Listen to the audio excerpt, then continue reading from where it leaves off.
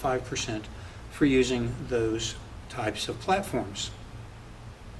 They, of course, also do rank you from AAA to high risk, and so you have to pay for the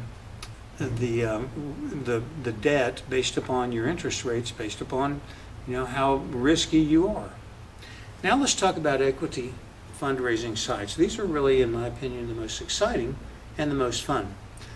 Now, it's important to sort of understand the context within which we're going to talk about equity fundraising sites, because this is really the equivalent of doing an IPO without doing an IPO. The laws were changed, and we're going to talk about that, but first let's talk about what it's like to do a traditional IPO process. And I know what this is like because I've gone through this. I was the founder, chairman, and CEO of a company that was taken public. And we took it public in March of 1999. It was a dot-com company in the dot-com days, and it was a great experience. And I will tell you that it's an expensive and complex process. First, the process goes basically like this. Now, if you're not in a position to go through an IPO, you can't do any of these steps. But first, you interview and you choose underwriters. You negotiate a letter of intent, and you go through the process of preparing your registration statement. You file it with the SEC.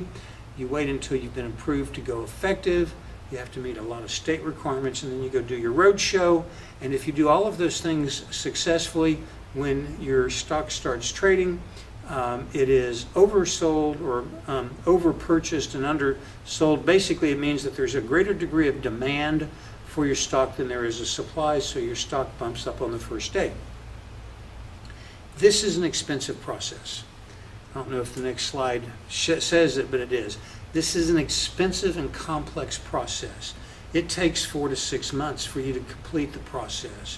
You must have a company that's been profitable for 3 years, have 3 years of audited financial statements.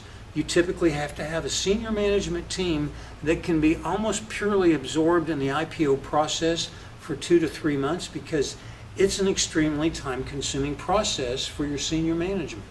And that means that they're not going to be able to focus their attention as much as they would normally on growing and managing the business. So you not only have to have a senior management team that can walk you and help you walk through the IPO process, but you have to have a second and third layer of management within your company that can be trusted with running the company on a regular daily basis, because I'm going to tell you, the amount of time that